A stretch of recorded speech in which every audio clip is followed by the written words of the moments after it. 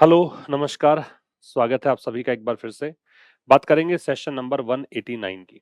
और कल चूंकि आपका टेस्ट है तो इसलिए आज हम कुछ एडिशनल सेक्शंस डिस्कस नहीं करने वाले। आप जो भी चीजें हमने इस पूरे वीक में पढ़ी है वो सब पढ़ के रखिएगा ताकि आप कल टेस्ट में अच्छा परफॉर्म कर पाएं। तो चलिए स्टार्ट करेंगे आज का सेशन। उससे पहले थोड़ी सी एक जानकारी आपको दे दूं मैं कि कुछ बैचेस अपने अभी रनिंग है। एक नया बैच स्टार्ट किया है एलडीसी इंग्लिश के लिए। ये उन बच्चों के लिए इंपॉर्टेंट है जो सीईटी की परीक्षा देते हैं या फिर अभी जिन्होंने सीईटी पिछला पास कर लिया था 2024 वाला और इस बार अभी अ, ये एग्जाम देंगे एलडीसी वाला, है ना। तो इसके लिए ये रिकॉर्डेड बैच अवेलेबल है। इसमें पर डे वीडियोस अपडेट होंगे और 5 दिसंबर तक का एक ऑफर भी है। तब तक ये बैच आपको 899 में उपलब्ध करवाया गया है।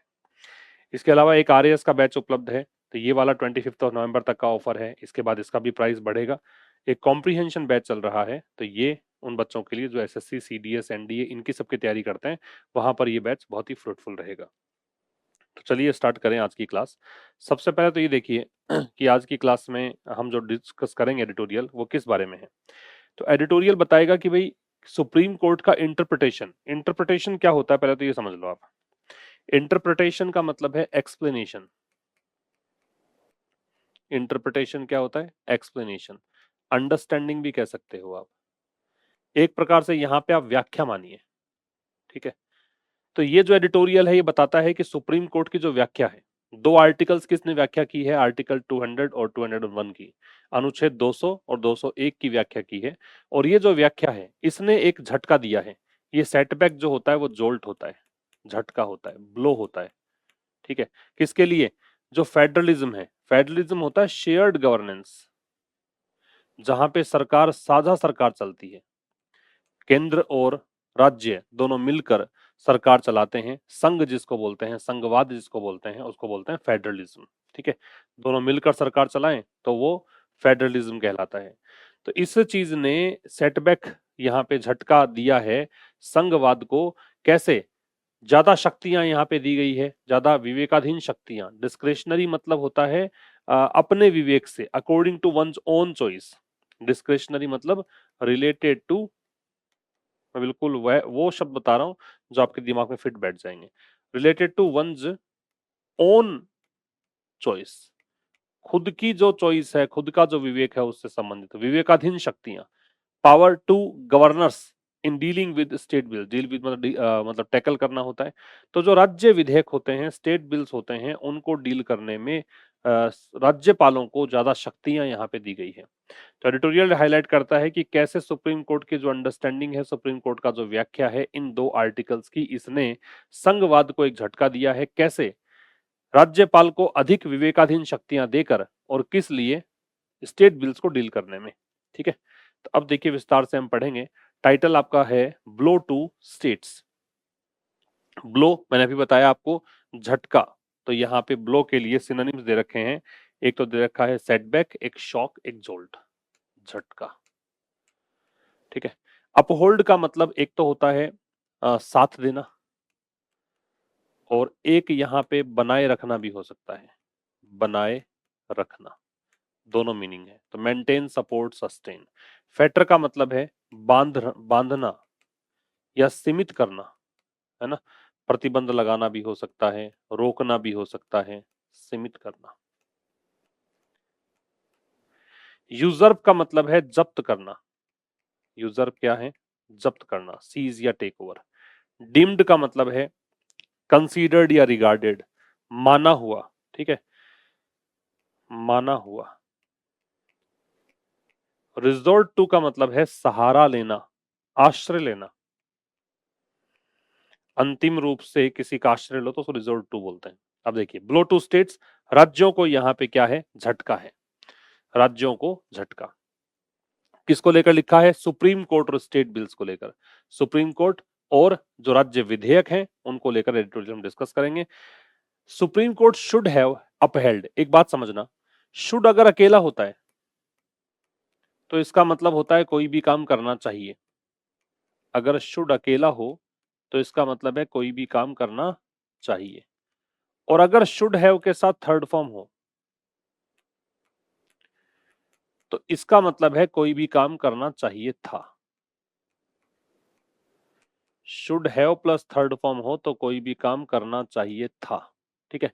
और केवल शुड है तो करना चाहिए, ये पास्ट है, किसी भी मॉडल का पास्ट हैव के साथ थर्ड फॉर्म लगा के बनाते हैं, तो शुड का past should have plus third form है, ठीक है।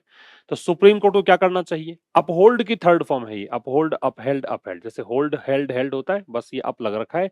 तो supreme court subject should have upheld, इस सुप्रीम कोर्ट को क्या करना चाहिए था, थोड़ा सपोर्ट करना चाहिए था, या बना के रखना चाहिए था टाइमलाइंस को। टाइमलाइंस का मतलब है टाइम फ्रेम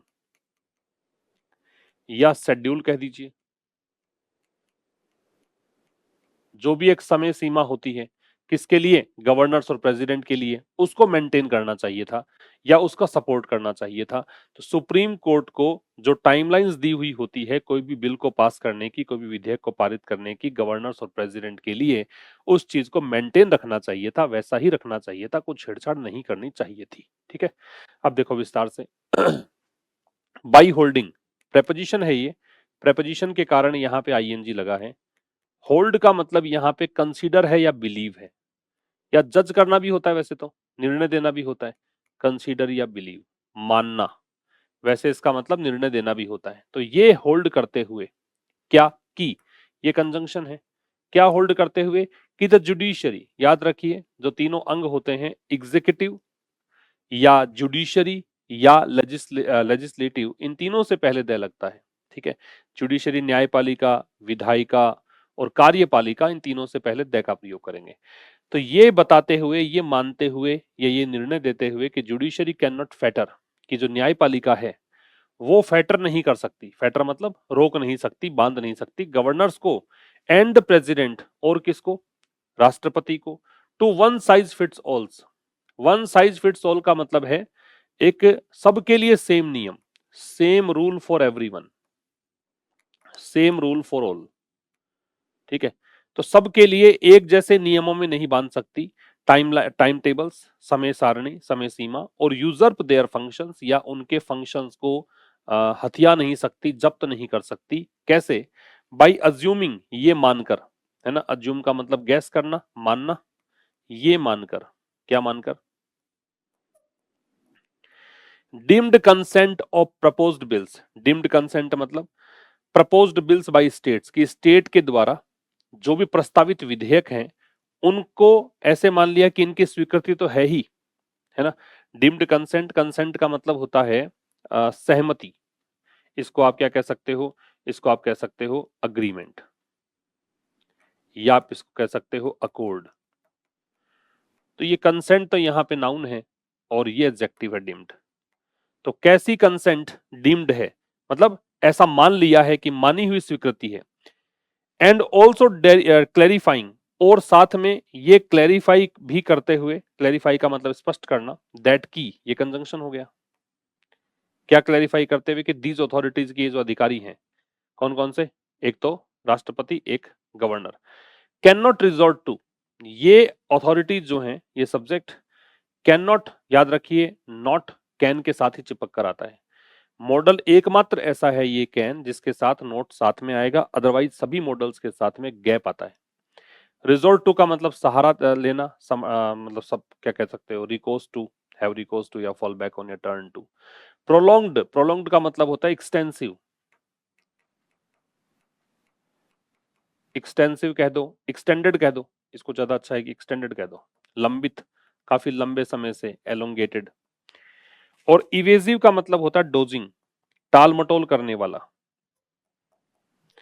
इनएक्शन का मतलब निष्क्रियता, इनर्टनेस, ठीक है। और ये सहारा नहीं ले सकते किस चीज का, कि काफी लंबे समय तक, और टाल मटोल वाली निष्क्रियता का, द सुप्रीम कोर्ट आंसर। तो इस प्रकार से सुप्रीम कोर्ट का जो आंसर है, आंसर अगर नाउन हो तो इसके साथ में टू लगता है, यहाँ नाउन है क्योंकि अपोस्ट्रोफे के बाद है, अपोस्ट्रोफे के बाद नाउन होता है, अपोस्ट्रोफे से पहले नाउन होता है, तो यहाँ नाउन है तो टू लग रखा है। तो आंसर, किस चीज का आंसर, 16th प्रेसिडेंशियल रेफरेंस का, 16वें राष्ट्रपति संबंधी जो भी कॉन्टेक्स्ट है उनका, रेफरेंस मतलब कॉन्टेक्स्ट, संदर्भ, अपीयर्स, ये आंसर ऐसा लगता है, प्रतीत होता है, आंसर की वर्ब है, as a constitutional balancing act, कि ये संवैधानिक रूप से बैलेंसिंग एक्ट है, संतुलित करने वाला कार्य है, बैलेंसिंग एक्ट का मतलब क्या होता है? मिडल पाथ, मिडल पाथ, मध्यम मार्ग जिसको बोलते हैं, गोल्डन मीन जिसको बोलते हैं, बीच का रास्ता जिसको बोलते हैं, है ना। कॉन्स्टिट्यूशनल एडजेक्टिव है क्योंकि एल दे रखा है लास्ट में, जिन वर्ड्स के एंड में जनरली एल होता है वो एडजेक्टिव होते हैं। अब मैं एक बार थोड़ा समझाऊं फिर से आपको, सारी कहानी है, मतलब आपके वर्ड वर्ड इकट्ठे हुए हैं। बाई होल्डिंग, ये निर्णय देते हुए, दैट की न्यायपालिका गवर्नर्स को और राष्ट्रपति को एक ही लाठी से नहीं हाँक सकती, या इनके लिए एक ही प्रकार की टाइम टेबल्स नहीं बना सकती, और यूजर्प देयर फंक्शंस, या उनके फंक्शंस को यूजर्प नहीं कर सकती, उनके फंक्शंस को क्या नहीं कर सकती? हथिया नहीं सकती। कैसे? दो तरीकों से। एक तो है कि ये मान के कि स्टेट्स के द्वारा जो प्रस्तावित विधेयक हैं उनकी आपने ऐसा मान लिया कि उनकी डिम्ड कंसेंट है, ऐसा करके। और दूसरा ये स्पष्ट करते हुए कि ये जो अथॉरिटीज हैं वो प्रोलॉन्ग्ड और इवेजिव इनएक्शन का सहारा नहीं ले सकते। कई बार विधेयक पारित करने में या कोई बिल पारित करने में ये लोग कहते हैं ना, काफी लंबा समय ले लेते हैं, टाल-मटोल करते हैं, निष्क्रियता दिखाते हैं, तो बिल पारित करने में देरी हो जाती है तो उसका सहारा नहीं ले सकते। ऐसा करते हुए सुप्रीम कोर्ट का जो आंसर है 16 प्रेसिडेंशियल रेफरेंस का, ऐसा लगता है कि एक संवैधानिक बैलेंसिंग एक्ट है। समझ में आ गई बात आपको? जुडिशरी की वर्ब है वो कैन नॉट फेटर है, यहां भी देखिए नॉट कैन के साथ आ रखा है। फेटर के साथ एस जोड़ दोगे, फेटर्स, तो ये जंजीर होती है, बेड़ियां होती हैं, नाउन बन जाएगा। ठीक है, फेटर यहां तो वर्ब है, फेटर्स कर दोगे तो जंजीर या बेड़ियां होती है, जंजीर या बेड़ियां। वैसे तो खैर फेटर भी यूज कर ही सकते हो वैसे, लेकिन ये इसका एक सिनोनिम होता है आयरन्स। आयरन का मतलब लोहा होता है, लेकिन आयरन्स अगर जोड़ दोगे, एस जोड़ दोगे तो वो फेटर्स बन जाता है, नाउन बन जाता है। ठीक है, जंजीर या बेड़ियां। दूसरा यहाँ पे सब्जेक्ट दीज अथॉरिटीज, दीज है डेमोन्स्ट्रेटिव एडजेक्टिव, इसके बाद नाउन दे रखा है, इसकी वर्ब कैन नॉट रिजोर्ट है, रिजोर्ट के साथ टू लगता है, ध्यान रखना है। इसके बाद सुप्रीम कोर्ट आंसर, ये सब्जेक्ट है आंसर, आंसर की वर्ब है वो अपीयर्स है। किस रूप में अपीयर होती है? तो एज लगाया है, इस रूप में अपीयर होती है। ए डिटरमिनर है, कॉन्स्टिट्यूशनल एडजेक्टिव है, बैलेंसिंग भी एडजेक्टिव है, एक्ट नाउन है। ठीक है, तो ये तो फर्स्ट स्लाइड की कहानी हुई, इसका स्क्रीनशॉट ले सकते हैं आप। इसके आगे देखो, खुद से कोशिश करो पढ़ने की एक बार। देखिए, बट, लेकिन, ये कंजंक्शन हुआ। सब्सटेंटिवली, ये होता है मौलिक रूप से, मूल रूप से, आवश्यक रूप से, है ना, मूल रूप से मान लो, मूल रूप से, इसेंशियली, फंडामेंटली, एक्चुअली। अनचेक्ड का मतलब है अनियंत्रित, अनचेक्ड का मतलब क्या है? अनियंत्रित। अनरिस्ट्रेन्ड, अनकंट्रोल्ड। कॉन्ट्राडिक्ट का मतलब है विरोध करना, कॉन्ट्राडिक्ट मतलब विरोध करना, ओपोज, चैलेंज। अकाउंटेबल का मतलब है जिम्मेदार, जवाबदेह। ठीक है, देखो, लेकिन सब्सटेंटिवली ये एडवर्ब है, जिन वर्ड्स के एंड में एलवाई होता है जनरली वो एडवर्ब होते हैं, लेकिन उस एलवाई को हटने के बाद में एडजेक्टिव बचना चाहिए। ठीक है, अच्छा, ये सब चीजें हैं ना, मैं आपको एक बेसिक सेशन चल रहा है अपना बिगिनर्स का, न्यूज़पेपर रीडिंग फॉर बिगिनर्स, उसमें 4-5 सेशंस हो चुके हैं, उसका एक अलग प्लेलिस्ट बना दिया गया है, वो देखा करो आप सेशन, उससे आपको ये सब बारीकियां जो है ना वो क्लियर हो जाएंगी। लेकिन मूल रूप से इट इज अ ब्लो, ये जो चीज है, वैसे तो देखो कहा कि बैलेंसिंग एक्ट है ना, इसका मतलब लेखक वहां पे तो सपोर्ट कर रहा था, लेकिन अब कह रहा है कि मूल रूप से एक झटका है। ये सब्जेक्ट है, ये वर्ब है, लिंकिंग वर्ब है, ए डिटरमिनर है, डिटरमिनर के बाद आता है नाउन, तो ये नाउन है। किसको ब्लो है? तो ये प्रेपोजिशन है।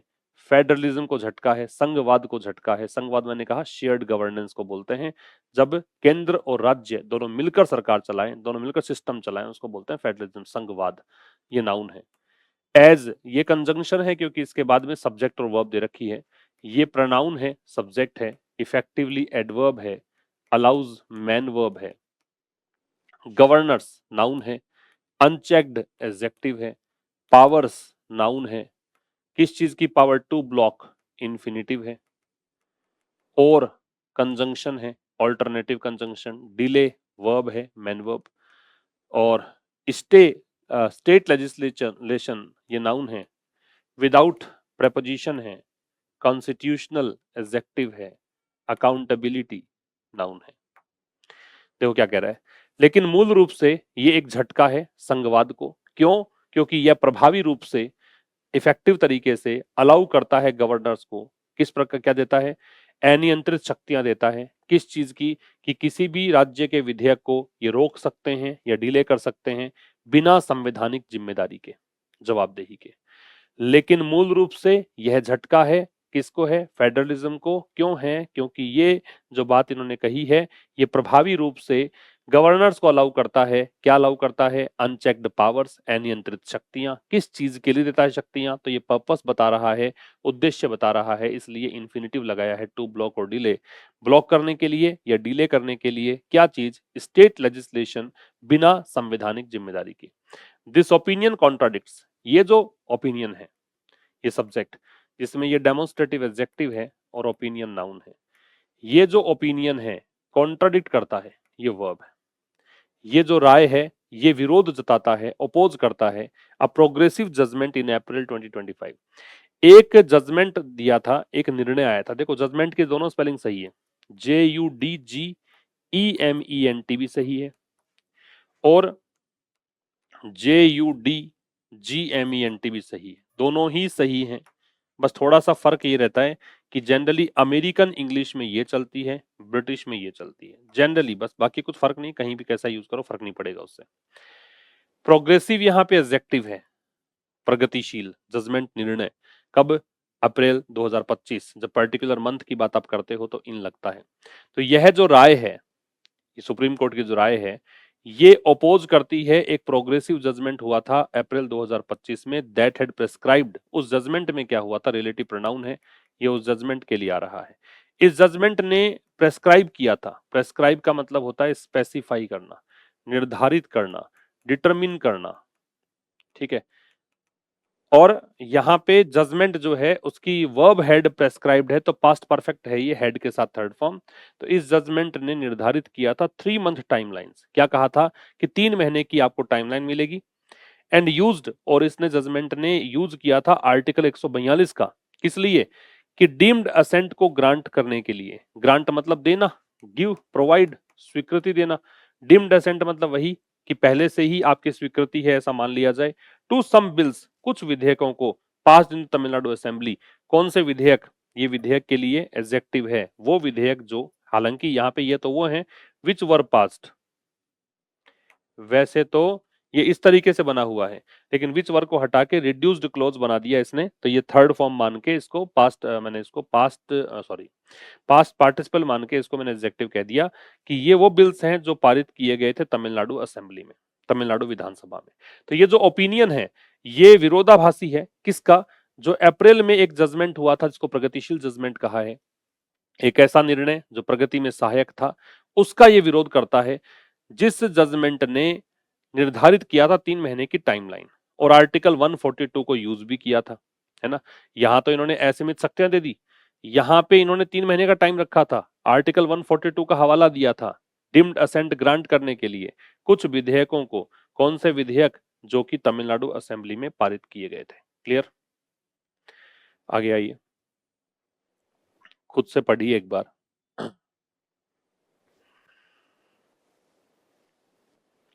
देखो, द कोर्ट इन्वोक्ड, इन्वोक का मतलब होता है जिक्र करना, हवाला देना, है ना, साइट या रिफर टू, हवाला देना,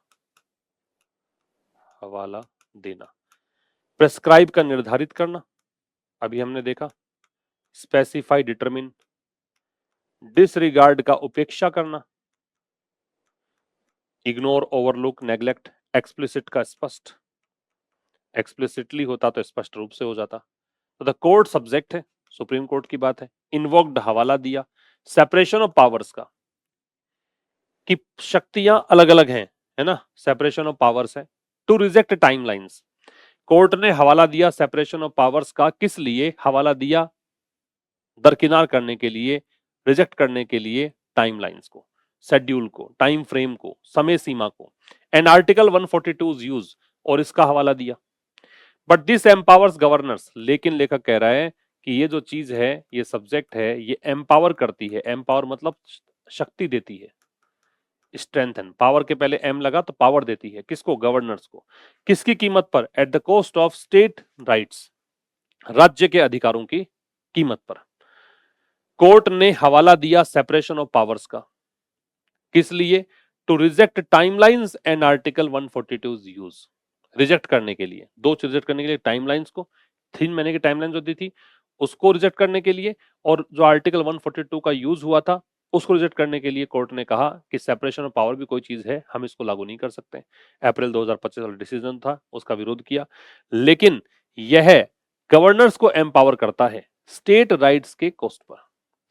द जजमेंट क्लेम्स, ये जो जजमेंट है, निर्णय है, ये दावा करता है, वर्ब है, दैट कंजंक्शन है, क्या दावा करता है कि आर्टिकल्स 200 एंड 201 प्रेस्क्राइब, ये लीगल कॉन्टेक्स्ट में बहुत इंपॉर्टेंट आर्टिकल है। जो भी लोग एलएलबी करते हैं, जो भी लोग लॉ पढ़ते हैं, उनके लिए बहुत इंपॉर्टेंट आर्टिकल है।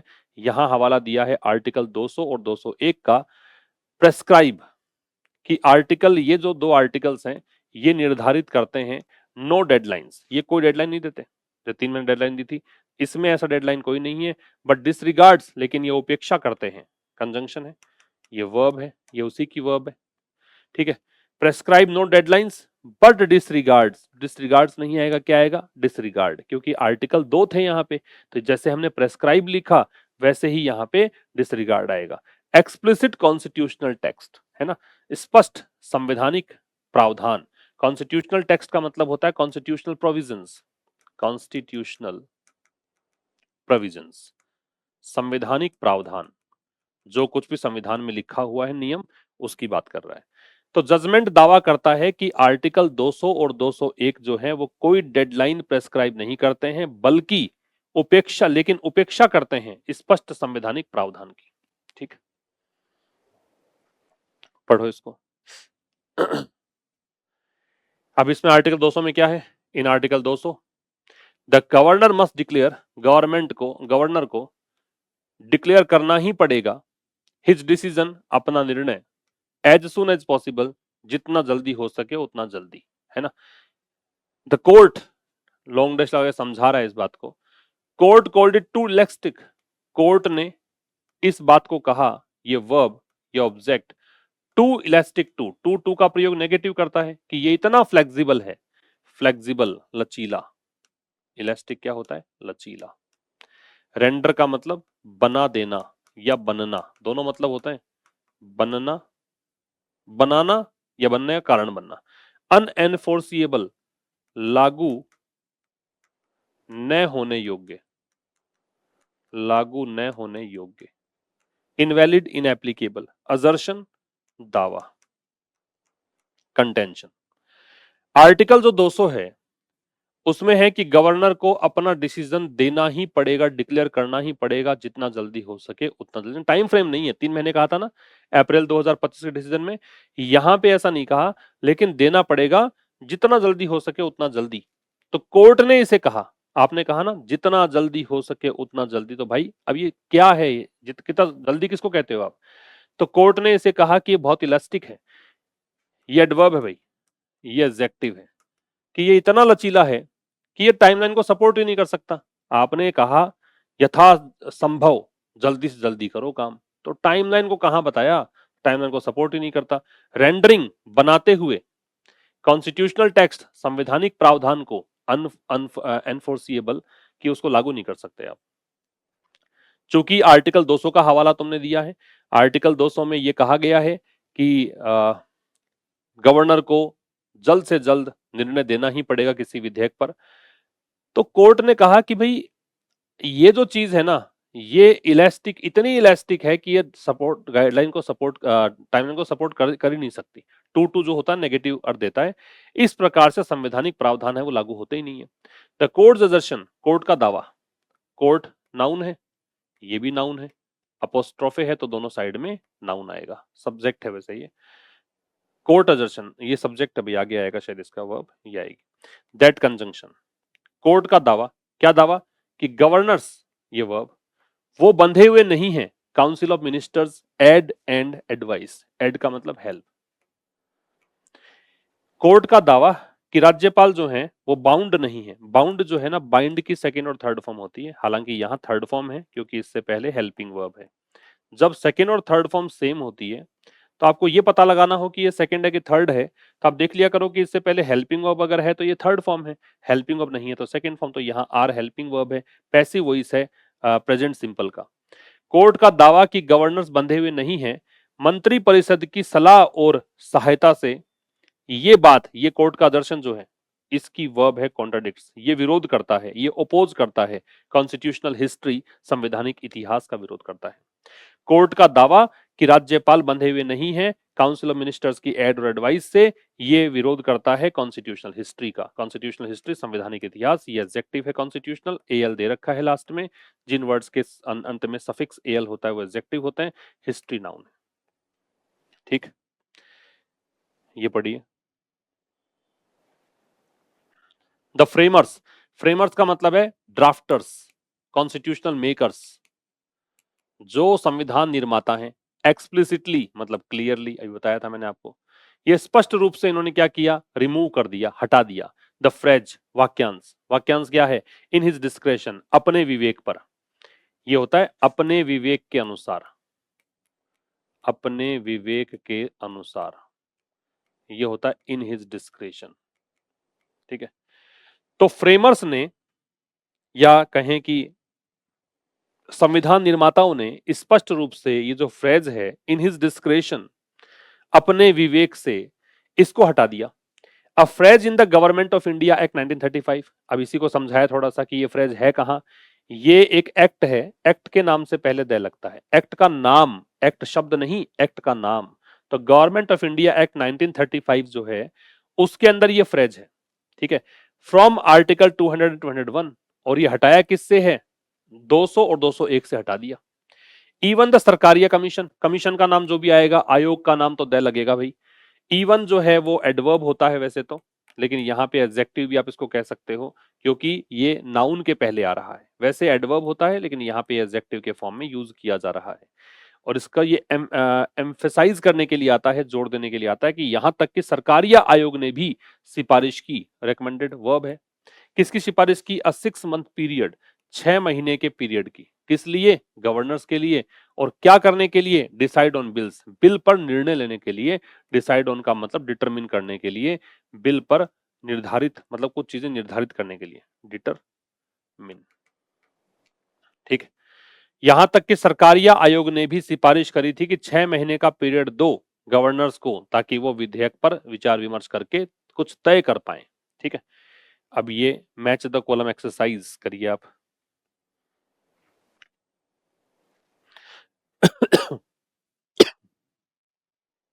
फ्रेमर्स क्या बताया मैंने आपको, ड्राफ्टर्स, यहां कुछ है क्या, time frame, duration, constitutional makers, ये आ जाएगा बी।